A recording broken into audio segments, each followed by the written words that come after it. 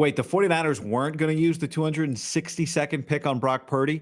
Listen to what Adam Schefter just said on CNBC. He was talking to Alex Sherman, who's a business reporter, is actually a Niners guy. But listen to what Schefter said about the other guy the Niners They wanted had instead a of Purdy. quarterback and a safety that they liked that year in the 7th round.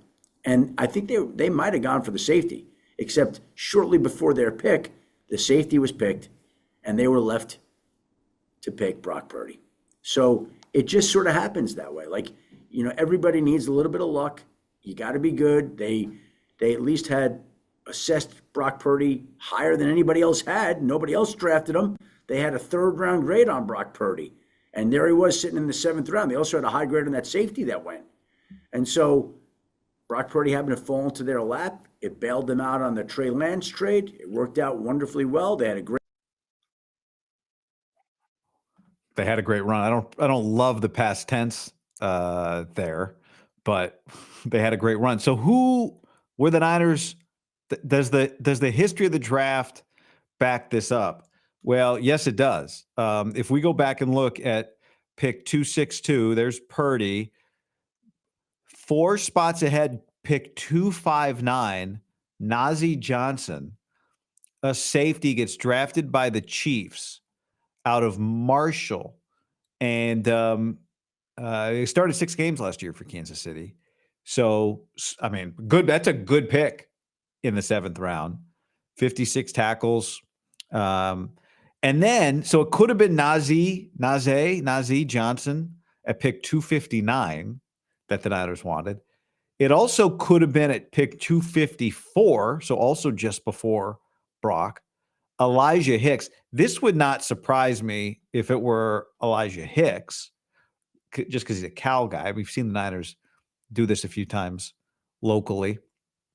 Elijah Hicks, who has also been a really good 7th round pick, started 7 games last year for the Chicago, but he started 15 games in 3 years. Not amazing. 7th round pick, though. 7th round pick. Plus that year, Cal had a ton of guys at the Niners local pro day, and Elijah Hicks was one of them.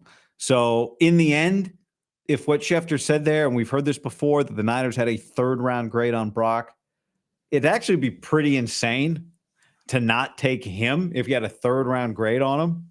And, and you had safeties.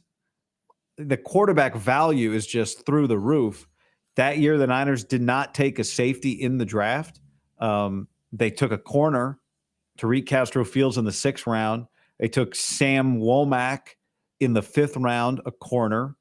So it wouldn't have been crazy, I guess. But, in hindsight, to pass on Brock in that moment, whatever, who knows where Purdy would be right now. And if we'd be talking about a guy about to sign a huge contract, maybe we would, maybe we wouldn't. Odds are no.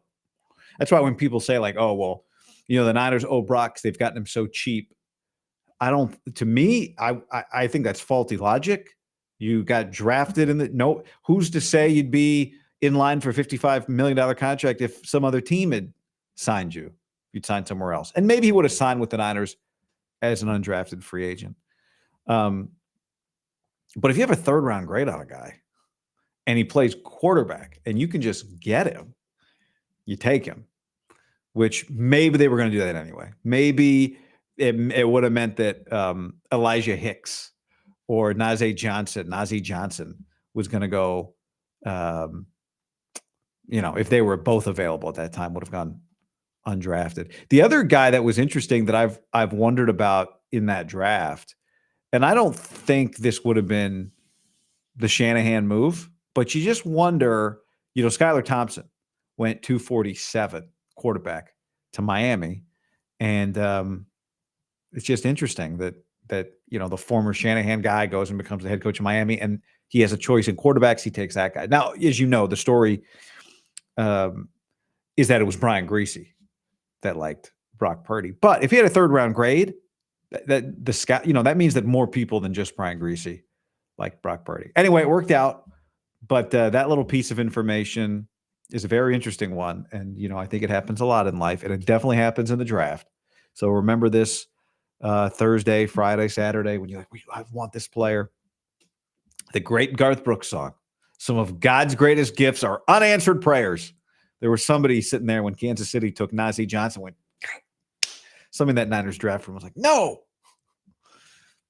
And they ended up with the greatest, luckiest draft pick in terms of value, the history of the league. Pretty amazing.